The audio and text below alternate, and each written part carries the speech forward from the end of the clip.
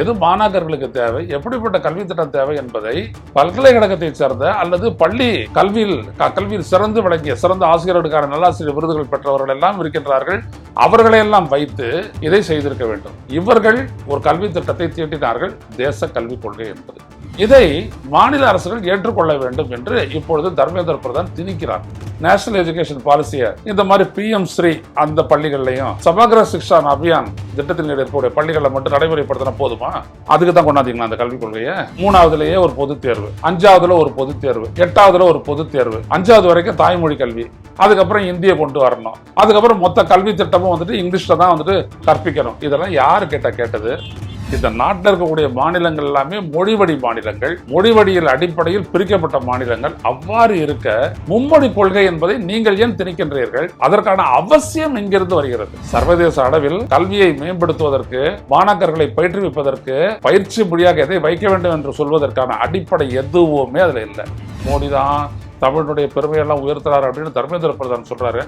சொல்லுங்க பார்ப்போம். தமிழ்லேயே உங்களுடைய எஜுகேஷன் சிஸ்டத்தை கொண்டு வாங்க அப்படி சொல்லுங்க பார்ப்போம். சொல்ல மாட்டாங்க. ஏன்னா அவங்களுடைய இந்திய அப்படின்றது தான் அவங்க உருவாக்க பார்க்குறாங்களே ஒழிய இந்து, இந்திய, பாரத் இப்படிதான் உருவாக்க பார்க்குறாங்களே ஒழிய அவங்களுக்கு தமிழை பொறுத்தோ தமிழ்நாட்டை பொறுத்தோ எந்த அக்கறையும் கிடையாது. லேபரை உருவாக்குறதுக்கான ஒரு கல்வி திட்டம் நேஷனல் எஜுகேஷன் பாலிசி. பச்சையா சொல்றேன்.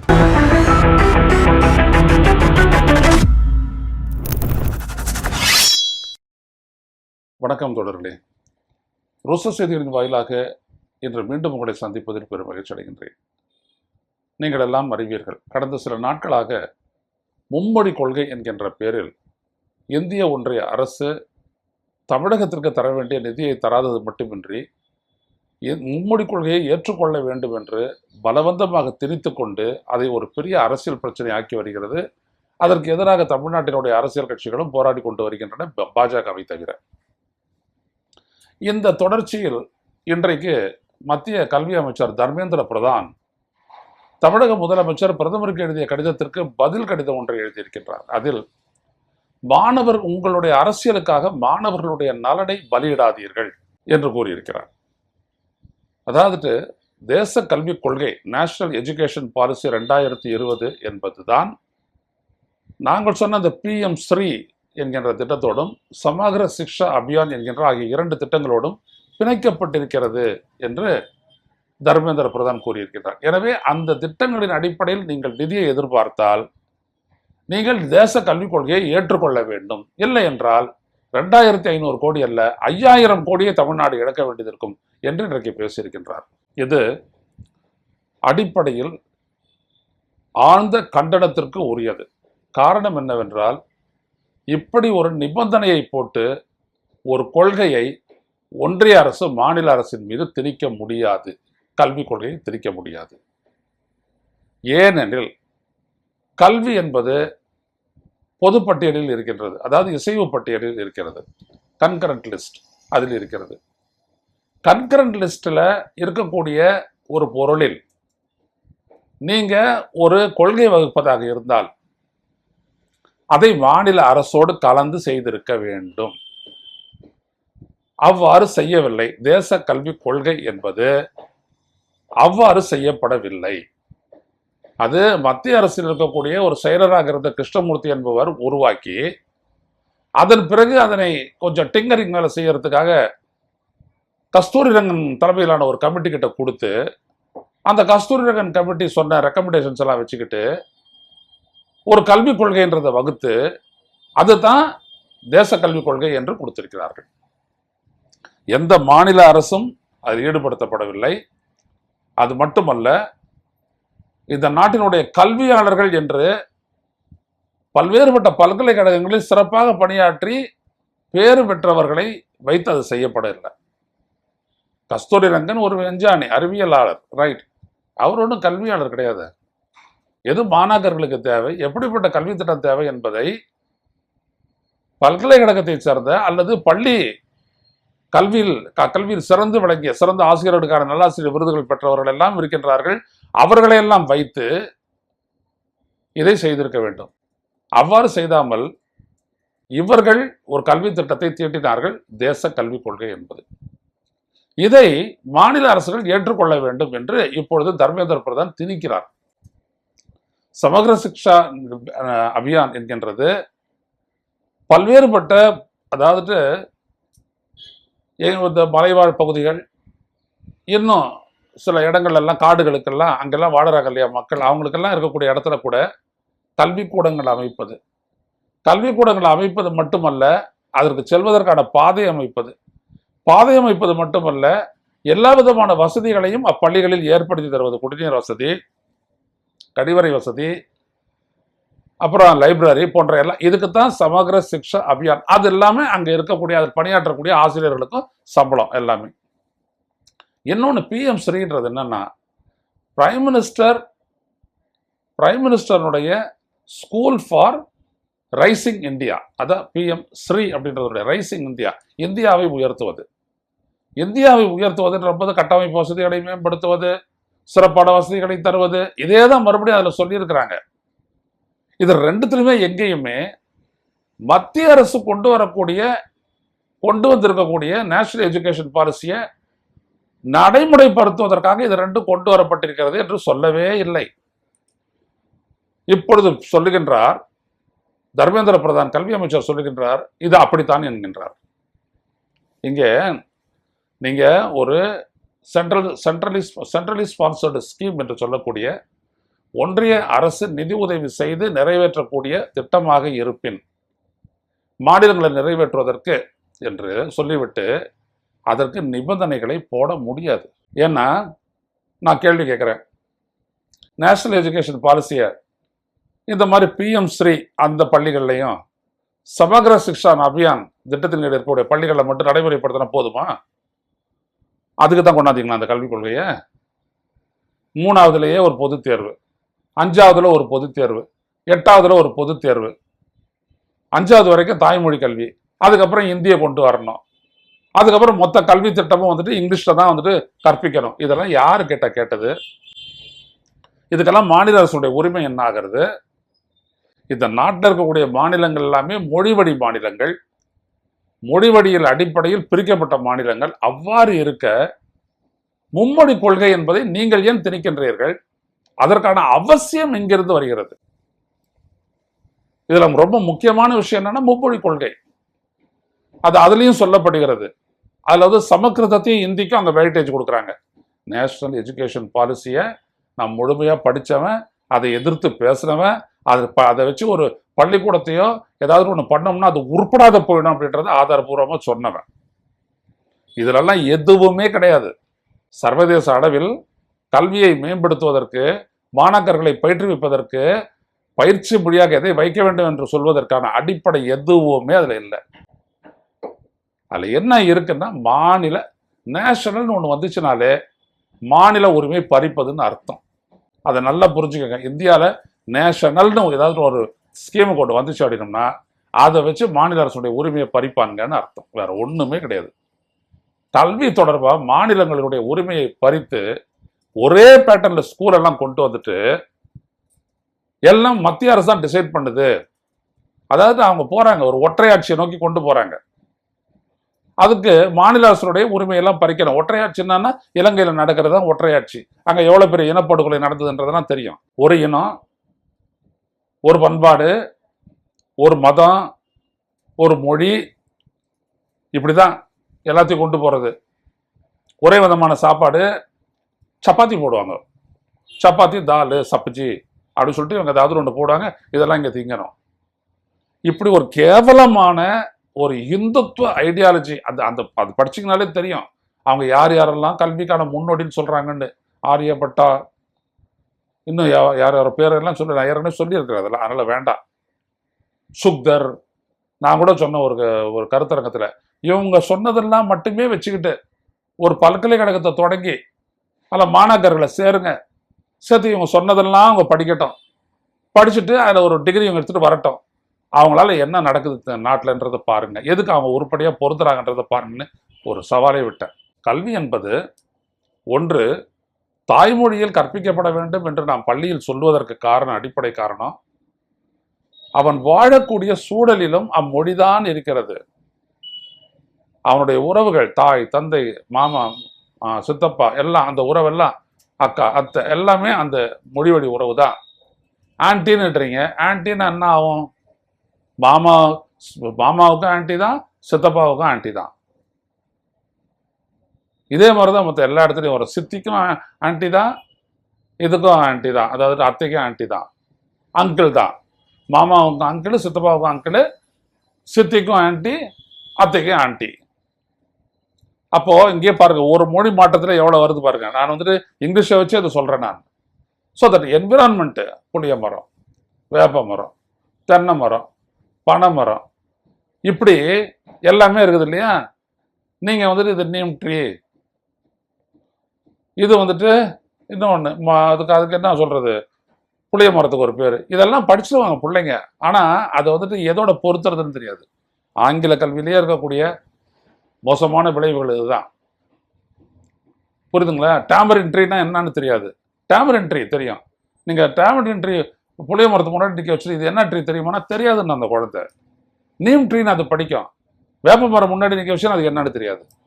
இப்படி மொழிச்சிக்கல்கள் இருப்பதற்கு காரணம் வந்துட்டு அவன் ஒரு தாய்மொழி என்விரான்மெண்ட்ல தான் வளர்றான். வயல், வயல்வெளி, வாய்க்கால், கால்வாய், சிற்றாறு, ஆறு, ஊற்று, ஓடை, இப்படி எல்லாம் வருது இல்லைங்களா?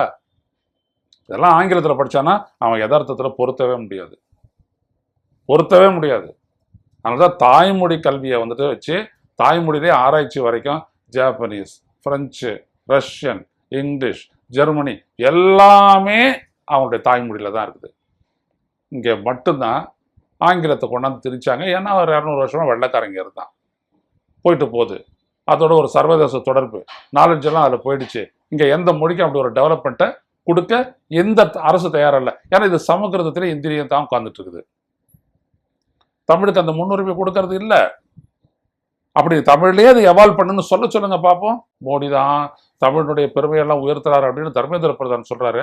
சொல்லுங்க பார்ப்போம். தமிழ்லேயே உங்களுடைய எஜுகேஷன் சிஸ்டத்தை கொண்டு வாங்க அப்படி சொல்லுங்க பார்ப்போம். சொல்ல மாட்டாங்க. ஏன்னா அவங்களுடைய இந்தியா அப்படின்றது தான் அவங்க உருவாக்க பார்க்குறாங்களே ஒழிய இந்திய பாரத் இப்படிதான் உருவாக்க பார்க்குறாங்களே ஒழிய அவங்களுக்கு தமிழை பொறுத்தோ தமிழ்நாட்டை பொறுத்தோ எந்த அக்கறையுமே கிடையாது. இவங்க சொல்லக்கூடிய அந்த புதிய கல்விக் கொள்கை என்பது மூணாவதுல ஒரு பொதுத் தேர்வு, 5ஆவதுல ஒரு பொதுத் தேர்வு, 8ஆவதுல ஒரு பொதுத் தேர்வு. எதுக்கு? ஃபெயில் ஆனா வெளியேறு, தூக்கி வெளில போட்டவன. நீ எப்போ வேணாலும் வந்து படிச்சுக்கலாம். எப்போ வந்து படிக்கிறது? தூக்கி வெளில போட்டவன.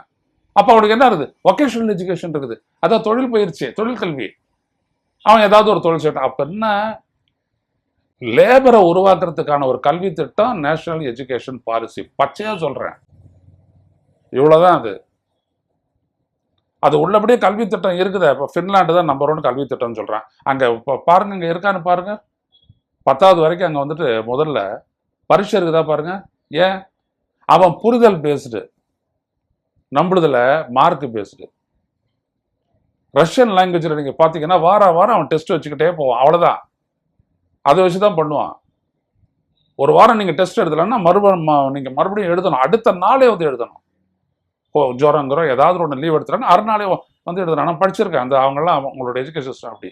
முதல்ல உச்சரிக்கை கற்றுக் கொடுப்பாங்க, முதல்ல வார்த்தையை படிக்க கற்றுக் கொடுப்பாங்க, உச்சரிக்கை கற்றுக் கொடுப்பாங்க, அதுக்கப்புறம் எழுத சொல்லுவாங்க. இப்படி அவங்க ஒரு இது நம்மளை எடுத்த உடனே அப்படின்னு எழுதி ஆரம்பிப்போம். அவங்க வேற மாதிரி போவாங்க. ஸோ அவங்க எல்லாம் என்ன பண்றாங்க? தாய்மொழி கல்வி. இங்கேருந்து ஒருத்தர் ரஷ்யாவில் போயிட்டு படிக்க போறாரு, டாக்டரேட் படிக்க போறாருன்னா இங்கிலீஷ்ல முடியாது, ரஷ்யன்ல தான் படிக்கணும். ஒரு வருஷம் ரஷ்யன் லாங்குவேஜில் தேறிட்டதுக்கு பிறகுதான் அவர் அந்தாண்ட போக முடியும். அப்ப எல்லாம் உலகம் ஃபுல்லா இருக்கக்கூடிய ஆராய்ச்சி மேம்பாடு எல்லாமே பார்த்தீங்கன்னா தாய்மொழி தான். இவங்க என்ன சொல்றாங்கன்னா மும்மொழின்றாங்க. நல்லா கவனிங்க. நம்ம என்ன சொல்றோம்? தாய்மொழி பிளஸ் இங்கிலீஷ் போதுமானது. ஏன்னா சிஸ்டம் ஆஃப் எஜுகேஷனும் அயல்நாட்டு தொடர்புக்கும் நம்மளுக்கு வேற வழி இல்லை, அதனால ஆங்கிலத்தை பிடிச்சி வச்சிருக்கிறோம். அவ்வளோதான். 5 மொழிகள் உலகத்துல. எது? இங்கிலீஷு, பிரெஞ்சு, ஜெர்மனி, ஸ்பானிஷு, இன்னொரு மொழி. 5 மொழிகள் தான். இதுதான் வந்துட்டு ஐநாவினுடைய மொழிகளாகவே இருக்குது. இவங்க இந்தியில நான் ஐநாவில் பேசுறேன்னு சொல்லுவாங்க. அதெல்லாம் அங்கே ஒன்றும் எடுப்படலை. அப்போ சர்வதேச அளவில் ஒரு ஆய்வு ஏதாவது ஒன்று பண்ணணும் அப்படின்னோம்னா இந்த மொழிகள் தான் கத்துக்கிறணும். இந்த மொழியை படிக்கிறதுக்கு இந்தியால முன்வந்த மாணவர்களுக்கு அதை கொடுக்காதுன்னு சொல்றாரு தர்மேந்திர பிரதான். இன்னைக்கு சொல்லியிருக்காரு பாருங்க, இவங்க எல்லாம் ஃபாரின் லாங்குவேஜ் படிக்க சொல்றாங்களே ஒழிய இந்தியன் லாங்குவேஜ் படிக்க சொல்ல மாட்டேங்கிறாங்க. யாரு சொன்னது? அவங்க கேட்குறாங்க மாணாக்கர்கள். படிச்சுட்டு போட்டோம் நாங்க சொல்றோம். இந்தியா படிச்சுக்கோ, ஜெர்மனியா படிச்சுக்கோ, பிரெஞ்சா படிச்சுக்கோ, ஜாப்பனீஸா படிச்சுக்கோ. அதுவும் பள்ளி கல்வி திட்டத்துல இல்ல, அதுக்கு வெளியில. அவ்வளவுதான் படிச்சுட்டு போறோம். அது வேணான்றாரு இவரு. இப்ப நீங்க தமிழர், உங்களுக்கு எதுக்கு மலையாளம் படிக்கணும் சொல்லுங்களேன்? ஒரு 3 வருஷமோ 5 வருஷமோ எதுக்கு மலையாளம் படிக்கணும்? இல்லை ஏன் ஹிந்தி படிக்கணும்? அப்படி ஹிந்தி ஒரு சரிவான மொழியா? இந்திய மொழிதானா அது? இந்தியால எந்த பகுதி மக்களாவது பேசுற மொழியாது? இதர மொழிகளும் எடுத்துக்கோங்க. சரி, ஒரு ஓபிகாரன் எதுக்கு தமிழ் படிக்க போறான்? எதுக்கு படிக்க போறான் சொல்லுங்க? ஓபியில சொல்றாங்க ஹிந்தி, உருது, இங்கிலீஷ்னு. கிடையவே கிடையாது. அங்க யாருமே எந்த மொழியை கத்துக்கிறதுல ஹிந்தி மொழி மட்டும்தான். ஹிந்தி படிச்சா வேலை. ஏன்னா ஹிந்திலேயே வந்துட்டு டெஸ்ட் எழுத முடியும், அவ்வளவுதான். அப்படியெல்லாம் மொழி இருக்கக்கூடிய இடத்துல எல்லாம் வந்துட்டு நல்ல கல்வி திட்டம், நல்ல கல்வி தரம் நல்லா இருக்கு அப்படின்னம்னா வேலை வாய்ப்புல வந்துட்டு அவங்க எல்லாம் முன்னாடி நிக்கணும். பொருளாதார வளர்ச்சியில அவங்க எல்லாம் முன்னாடி நிக்கணும். இல்லையே, தமிழ்நாட்டுல முன்னாடி நிக்குது, கேரளால கல்வியில முன்னாடி நிக்குது. எங்க போச்சு உங்களுடைய இது? ஆக தேச கல்விக் கொள்கை அப்படின்றத நாங்க ஏத்துக்க முடியாதுன்னு தமிழ்நாடு சொல்றதுக்கு காரணம் கொள்கை அடிப்படையில் இல்ல, அது அடிப்படையிலேயே அது மாணவர்களை வெளியேற்றுகிறது. தமிழ்நாட்டுடைய கல்வி திட்டம் மாணவர்களை உள்ள கொண்டு வருது. எனவேதான் நீ வந்துட்டு இந்த ஊரக பகுதிகளில், மலை கிராமங்கள்ல, காடுகள்ல அங்க வசிக்கக்கூடிய மக்களுக்கெல்லாம் நீ வந்துட்டு அந்த சமகர சிக்ஷா அபியான் மூலம் கொண்டு வரக்கூடிய திட்டத்தை நிறைவேற்றுறேன்னு தமிழ்நாடு சொல்லுது. PM ஸ்ரீ மூலம் ஒரு ரொம்ப சயின்டிபிக்கான ஒரு எஜுகேஷன் நான் கொடுக்க போறேன் அப்படின்னா ஓகே, நான் அதை இம்ப்ளிமெண்ட் பண்றேன்னு சொல்லுது. ஆனா இவர் NEP எடுத்தாந்து உள்ள விடுறாரு. இவர் எல்லாருக்கும் NEP தான், NEP அடாப்ட் பண்ணுன்றான். உன்னால அதை திணிக்க முடியாது. ஏன்னா அரசமைப்பு சட்டத்தில் அதெல்லாம் எதுவுமே கிடையாது. ஒரு மாநிலத்தில் என்ன மொழி, அது என்ன மொழி கல்வி, எத்தனை தாய்மொழிகள், அதெல்லாம் மாநில அரசு தான் முடிவெடுக்க வேண்டிய விடயம். அதான் அரசமைப்பு சட்டத்தினுடைய பிரிவுகள் சொல்லிட்டு இருக்குது பாருங்க. இது வேர் ஆக்ட். இதுல நீங்க பாத்தீங்க அப்படின்னம்னா இந்திய அரசமைப்பினுடைய 17வது பிரிவு, அதுல சாப்டர் 1 தேச யூனியன் கவர்மெண்டினுடைய மொழி என்ன அப்படின்றத சொல்லுது. அது ஹிந்தி அலாங் வித் இங்கிலீஷு. அவ்வளவுதான், அது சொல்லிடுச்சு. அதுக்கப்புறம் மாநில மொழி அப்படின்றது என்னது? Language of the union shall be Hindi Devanagari script. அதோட சேர்த்து என்ன சொல்றாங்க?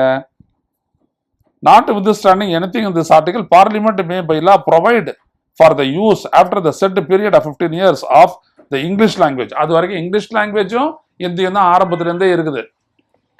5 வருஷத்துக்கு அப்புறம் இங்கிலீஷை தூக்கலான்னு சொன்னாங்க. ஆனா அது பார்லிமெண்ட் முடிவு செய்யல, தொடரட்டும்ட்டாங்க. இன்ன வரைக்கும் இங்கிலீஷ் தொடருது. அது மட்டுமல்ல, இவங்க இந்தின்றாங்க இல்லையா, சட்டம் இயற்றுனா தான் இங்கிலீஷ்ல இருக்கக்கூடிய இங்கிலீஷ் வெர்ஷனை தான் நாங்க ஏத்துக்குவோம். யாரு? இந்திய உச்சநீதிமன்றம் சொல்லுது.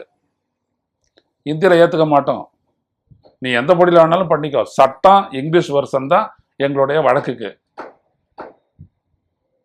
அப்படின்னு அவங்க சொல்லிட்டாங்க. மாத்த சொல்ல பார்ப்போம். அதை ஏன்? அது ஒரு தேர்ந்த மொழி கிடையாது ஹிந்தி. அது லத்தி சார்ஜ்னா லத்தி சார்ஜ், சம்மன்னா சம்மன், நீதிமன்ற காவல் அப்படின்றது நம்ம சொல்ற தமிழ்ல அதுல கிடையாது. அதுல வந்துட்டு பாத்தீங்கன்னா ஜுடிஷியல் கஸ்டடி இப்படிதான் சொல்லி ஆகணும். ஏன்னா இந்தியில வார்த்தைகள் கிடையாது. அது ஒரு உருவாக்கப்பட்ட மொழி. இந்துஸ்தானில இருக்கக்கூடிய உருது வார்த்தைகள் எல்லாம் எடுத்துட்டு அதே பொருள்படக்கூடிய சமஸ்கிருத வார்த்தைகளை திணிச்சு ஆரிய சமாஜமும் இந்து மகாசபாவும் உருவாக்கி, வெள்ளக்காரனுடைய சப்போர்ட்டோட தான் உருவாக்கி திணிக்கப்பட்ட மொழி. நான் ஏற்கனவே சொல்லியிருக்கேன், இங்க இருக்கக்கூடிய சென்னையில் இருக்கக்கூடிய தடிகாஜன ரோட்ல இருக்கக்கூடிய இந்து பிரச்சார சபா உண்மையில் இந்துஸ்தானி பிரச்சார சபா. அது 1917 ஆரம்பிக்கப்பட்டது. அவருடைய 25வது ஆண்டு விழா, வெள்ளி விழா ஆண்டுல 1942 அதுல கலந்துக்கிறதுக்காக மகாத்மா காந்தி வந்திருக்கிறாரு. ட்ரெயின்ல வந்து சென்ட்ரல் ஸ்டேஷன் 4வது 5வது பிளாட்ஃபாரத்துக்கு நடுவுல இருக்கக்கூடிய கல்வெட்டுல நீங்க பாத்தீங்கன்னா தெரியும். சென்னையில் இயங்க வரும் இந்துஸ்தானி பிரச்சார சபாவின் வெள்ளி விழா நிகழ்ச்சியில் கலந்து கொள்ள இங்குதான் தேசப்பிதா மகாத்மா காந்தி வந்து இறங்கினார் அப்படின்னு இருக்கும் நீங்க அந்த கல்வெட்டு. நீங்க வேணா இன்னைக்கே பார்த்துக்குங்க. இல்லாட்டி அப்புறம் இந்த அமித்ஷா மற்றவர்கள் சேர்ந்து அதை உடச்சி தூக்கி எடுத்துட்டு போட்டு எங்கன்னா போட்டுருவாங்க. இன்னைக்கே போட்டு போட்டோ எடுத்து வச்சுக்கோங்க. ஸோ 42 வரைக்கும், ஏன் 47 வரைக்கும் அது இந்துஸ்தானி பிரச்சார சபா தான். அதுக்கப்புறம் தான் அது இந்தி பிரச்சார சபாவே மாறுது. அப்ப அது வரைக்கும் இந்தி எங்க போச்சு? டூர் போயிருந்ததா? கிடையாது. இவ்வளவுதான். இந்த நாட்டில் ஒரு இந்தியில அப்படியே வட இந்தியா ஃபுல்லா இந்தி பேசுறாங்க கிடையாது. ஒவ்வொரு மாநிலத்துல எவ்வளவு மொழிகள் இருக்குது. கனோஜ் இருந்திருக்குது, பிரஜ்பாஷா இருந்திருக்குது, அவதி இருந்திருக்குது. பீகார்ல எடுத்துக்கிட்டீங்கன்னா மகதி, அப்புறம் இந்தாண்ட பாத்தீங்க அப்படின்னம்னா போஜ்பூரி, இந்த மாதிரி அங்கே ஒரு 3 மொழி, மைதிலி அப்படின்ற 3 மொழிகள் இருக்குது. சினிமாவே இருக்குது. போஜ்பூரி ஆக்டர், போஜ்பூரி சினிமா எல்லாமே இருக்குது. இந்த மாதிரி ஏகப்பட்ட மொழிகள் எல்லாம் பாத்தீங்கன்னா அந்த மக்களினுடைய மொழி இலக்கிய மொழிகள். அவைகளில் இலக்கியம் உண்டு. ஆனா அதெல்லாம் பின்னுக்கு தள்ளிட்டு இந்தியில சினிமா தவிர வேற ஒண்ணுமே கிடையாது. இலக்கியம் கிடையாது. 100 ஆண்டுக்கு முற்பட்ட இலக்கியம், இந்தி இலக்கியம் இதுன்னு ஒன்றத்தை காட்டிடுங்கடா, பார்த்துடலாம். இந்தின்னு சொல்றீங்களா, காட்டிடுங்க பார்க்கலாம். இந்திக்கு இலக்கணம் சொல்லுங்க பார்க்கலாம். இந்தியில இசை இருக்குதா? இசைனா இந்துஸ்தானி தான் நீ போகணும். இப்போ வாஜ்பாயி, அப்புறம் விபி சிங், இவங்களாம் பெரிய கவிஞர்கள். எதுல கவிஞர்கள்? எல்லாம் உருது கவிஞர்கள். அதுதான் இருந்துச்சு. சோ இவங்க ஒரு இந்து சாயல்ல ஒரு மொழி வேணுன்றதுக்காக உருவாக்கப்பட்டு திணிக்கப்பட்ட மொழி. அதனால தான் அதை மேம்படுத்துங்க. அரசு வந்துட்டு அதை மேம்படுத்தணும். எப்படி மேம்படுத்தணும்? இந்திய மொழிகள்ல இருக்கக்கூடிய வார்த்தைகள் எல்லாம் எடுத்தாந்து போட்டு அதை மேம்படுத்தணும் அப்படின்னு இந்த சட்டத்தினுடைய 351வது பிரிவு எடுத்து பாருங்க. அதனால மத்திய அரசுல வரவனெல்லாம் வந்துட்டு இந்தி கொண்டாட்டம், இந்தி திவாஸ் அப்படிலாம் வந்துட்டு சொல்றதுக்கு காரணம் இதுதான். இப்ப அங்கெல்லாம் பாத்தீங்கன்னா ஹரிபோலி இந்தி அப்படின்னு சொல்லிட்டு ஒன்று டெல்லி பகுதியில எல்லாம் வந்துட்டு புழக்கத்துல இருந்திருக்குது. ஹரியானால பாத்தீங்கன்னா ஹரியான்வின்னு ஒண்ணு இருக்கு. இன்னும் சொல்ல போனா ஹரியானால இந்திக்கு எதிராக ஒரு போராட்டமே நடத்தி தமிழ்நாடு போராடின அதே நேரத்தில் அங்கேயும் போராடி அங்கே தமிழ் மொழி பள்ளிக்கூடங்களில் 1960 இருந்து கற்பிக்கப்பட்டு வந்திருக்கிறது. இது இராணுவத்துல பணியாற்றிய எனது தங்கச்சி கணவர், அவருடைய தங்கச்சியினுடைய மகன் சொன்னார் என்கிட்ட, அங்க தமிழ் இருந்துச்சு. 100 ஆண்டு இயங்கி கொண்டிருக்கக்கூடிய தமிழ் பள்ளிகள் டெல்லியில இருக்குது. முதல்ல அது ஆரம்பிக்கப்பட்ட இடம் சிம்லா, கொண்டு வரப்பட்ட இடம் டெல்லி. எதுக்கு கொண்டு வர? வெள்ளைக்காரன் அலாட் பண்ணி கொடுத்துருக்கான் இடம். எதுக்குன்னா இந்த விடுதலை போராட்ட வீரர்கள் இருக்காங்களா தமிழ்நாட்டை சேர்ந்தவங்க, அவங்களுடைய பிள்ளைங்க அங்க வராங்க இல்லைங்களா, அவங்க படிக்கிறதுக்கும் அவங்களுடைய பிள்ளைங்க படிக்கிறதுக்குமா அந்த ஏற்பாடு அப்படின்ட்டு. ஏன் அப்பவே தமிழ் முழுமையான ஒரு மொழி அதான், அதனால எல்லா இடத்துலையும் இருக்கு. அவ்வளவுதான். நாங்கள் ஒன்றும் தமிழை எல்லாரும் படிக்கணும் அப்படின்னு நாங்கள் சொல்லவே இல்லை. நீ தெலுங்குனா தெலுங்கு படிச்சுட்டு போ, கன்னடனா கன்னடா படிச்சுட்டு போ, அதெல்லாம் பற்றி ஒன்றுமே இல்லை. எல்லாம் டெவலப் ஆகட்டும், நோ ப்ராப்ளம். நாங்கள் இன்னொரு மொழியை கற்றுக்கணும்னா ஏன்னு கேட்குறோம், அவ்வளோதான். மும்மொழி கொள்கை, 4 மொழி கொள்கை, இந்த கதையெல்லாம் வேண்டாம், தூக்கி போடுங்க அப்படிதான் சொல்கிறோம். ஆனால் தர்மேந்திர பிரதான் சொல்ல இதில் நலன் காக்கிறது என்றார். மாணவருடைய நலன் பலியிடப்படுகிறது. எந்த மாணவன் 3 மொழியை கற்றுக்கணும்னு சொல்கிறான்? லாங்குவேஜையே ஒரு பேர்டனாக தான் பார்க்குறாங்கன்றது படித்த எங்களுக்கெல்லாம் தெரியும். எப்படா இந்த இங்கிலீஷ் தமிழ் எழுதுறது ஒழியணும், அது நம்மளுக்கு போஸ்ட் கிராஜுவேஷன் போக தான் ஒழியுது, இல்லாட்டி ஃபைனல் இயரில் மட்டும் ஒழியும். அது வரைக்கும் செகண்ட் இயர் டிகிரி படிக்கிற வரைக்கும் மொழி வந்துக்கிட்டே தான் இருக்கும் இல்லையா? இப்போ அதானே அது நம்ம விரும்புகிறோம். ஆனால் மொழி பாடத்தை தேர்ந்தெடுக்கக்கூடியவர்களுக்கு மொழி லிட்ரேச்சர் அவ்வளவுதான். ஆனால் தமிழ்நாட்டில் பொறுத்த வரைக்கும் தமிழ்லேயே இன்ஜினியரிங் படிக்கலாம், தமிழ்லேயே மருத்துவம் படிக்கலாம். சித்த மருத்துவம் மட்டும் இல்லை, எம்பிபிஎஸ்ஏ தமிழில் படிக்கலாம். இப்படியான வசதிகள்லாம் மேம்படுத்தி அந்த மாநிலத்தை நீ நான் சொல்ற கொள்கையை கடைபிடி அப்படின்னு சொன்னா அதுக்கு சட்டபூர்வமான அடிப்படை எங்கே இருக்கிறது என்று தர்மேந்திர பிரதானை பார்த்து நான் கேட்கிறேன். எங்களுடைய மாணவர் நலனெல்லாம் நீங்க பார்க்க வேணாம். நாங்க எங்களுடைய மொழியை காப்பாற்ற எவ்வளவு பெரிய போராட்டம்லாம் நடத்தியிருக்கிறோன்றது உங்களுக்கு தெரியும். தர்மேந்திர பிரதான் வளர ஒரிசா மாதிரி கிடையாது தமிழ்நாடு. நாங்க எங்களுடைய கல்ச்சர், மொழி, எங்களுடைய மொழி, பண்பாடு, பாரம்பரிய நாகரிகம் நாங்கள் காப்பாற்றுவதற்கு அரும்பாடுபட்டிருக்கோம். அதை நாங்கள் விட்டு தர மாட்டோம், ஒருபோதும் விட்டு தர மாட்டோம். புரியுதுங்களா? இதெல்லாம் ஏன் இவங்க பண்றாங்கன்னா இவங்களுடைய ஃபெயிலியரை மறைக்கிறதுக்காக ஒரு கொள்கையை தூக்கி போட்டுட்டு மாநிலங்களுக்கு தரத்துக்கு காசு இல்லை, உடனே அது எப்படியெல்லாம் கட் பண்ணலாம். இப்போ பாருங்க, 2000 ரூபாய் இன்னும் இருந்துச்சு மினிமம் பேலன்ஸ், 5000 ஆக்கிட்டாங்க. ஏன் 5000 கொஞ்சம் ஒன்று ஃபைன் போட்டு நிதி திரட்டுறது. இந்த கேவலம் எல்லாம் அந்த மோடி வந்தோட தான் நடக்குது. எச்சத்தனம்னு சொல்லுவாங்க. இதெல்லாம் அப்படியேப்பட்ட தனம் நடக்குது. இன்னைக்கு சேவிங்ஸ் அக்கௌண்ட்ல 5000 ரூபாய் வைப்பானா யாராவது? சேலரி அக்கௌண்ட்னு இதே வங்கிகள்லாம் பண்றாங்க. ஜீரோ பேலன்ஸ் அக்கௌண்ட்னே பேர் அதுக்கு. நான்லாம் அந்த மாதிரி அனுபவிச்சிருக்கிறேன். ஆனா ஸ்டேட் பேங்க் ஆஃப் இந்தியா மக்கள் வங்கி, அதில் நிறைய பென்ஷன்தாரர்கள் இருப்பாங்க, சாதாரண மக்கள் இருப்பாங்க. ஒன்றிய அரசு டிரான்ஸ்ஃபர் பண்ணக்கூடிய பணம் அதில் வரும் இல்லையா? டைரக்ட் பெனிஃபிட் டிரான்ஸ்ஃபர்லாம் இருக்கு இல்லையா? அப்போ அதுல எல்லாம் வந்துட்டு பாத்தீங்கன்னா 5000 இருக்கணும் மினிமம் பேலன்ஸ். அப்ப என்ன ஆகும்? குறைஞ்சிச்சுன்னா ஏற்கனவே 3000 ஆயிருக்கும். அதுல ஒரு 300 ரூபாய் அடிச்சு தூக்கிடுவாரு. 3000 ரூபாய் வச்சிருந்தேன், அதான் மினிமம் பேலன்ஸ் 5000 ரூபாய், தெரியாது அவங்களுக்கு அப்படின்னு சொல்லிட்டு கட் பண்ணுவாங்க. இதுதான் மோடி அரசனுடைய நலன். நீ மக்கள் நலனையே நீ பார்த்ததில்லை, நீ எங்க மாணவர் நலனை பார்க்க போற? சொல்லுங்க பார்ப்போம். எல்லாமே பொய், புரட்டு, புனை சுருட்டு. இந்த நேஷனல் எஜுகேஷன் பாலிசின்றது எல்லாமே முதல்ல கல்வி தொடர்பா, கல்வியை மேம்படுத்துதல் தொடர்பா you can recommend, no doubt about that, but you should not say it is to be accepted by the state governments. It can not be, because it is in the concurrent list. Education is in the concurrent list. அவ்வளோதான். இந்த தமிழ்நாடு இந்தி இல்லாமலேயே முன்னேறி கொண்டே இருக்கிறது. ஏன்னா இந்தியாவிலும் சரி, உலகத்திலையும் சரி, தமிழ்நாட்டிலையும் சரி, நாங்கள் நல்லா முன்னேறிட்டு இருக்கிறோம். எங்களுக்கு இந்தி எங்களுக்கு அது ஒரு பிந்தி, அது பின்னாடி போயிடும், எங்களை பின்னாடி கொண்டு போயிடும். நாங்கள் அது விரும்பவே இல்லை. ஹிந்தி படிக்கிறவனெல்லாம் இங்கே வந்துட்டு வேலை செய்கிறான். நாங்கள் போயிட்டு யாரும் பீகாரில் குப்பை கொட்டிடல. புரியுதா? எனவே எங்கள் மீது திணிக்காதீர்கள். இந்த ஏமாற்று திட்டம் வேண்டாம். இது நாட்டை பிளவுபடுத்துவதற்குத்தான் வழிவகுக்கும். அதைத்தான் தர்மேந்திர பிரதானை வைத்து, தேச கல்விக் கொள்கை என்பதை வைத்து நீங்கள் செய்து கொண்டிருக்கின்றீர்கள். ஆபத்தானது. இந்திய ஒன்றிய அரசு இதில் மறுசிந்தனை செலுத்தி இதை திரும்பி பெற வேண்டும். மீண்டும் சந்திப்போம். நன்றி, வணக்கம். ஊடகம் கார்ப்பரேட் அரசியல்வாதிகளின் கைப்பாவையாக, அடிமைகளாக இருந்தது போதும். இனி சாட்டை எடுத்து சுழற்றும் நேரம் வந்துவிட்டது. ஊடகம் பொதுமக்களாகிய உங்களுக்காக, உங்களாலேயே இயக்கப்பட வேண்டும். ஊடக சுதந்திரத்திற்காக உங்களின் பங்களிப்பை இன்றே அளித்திடுங்கள்.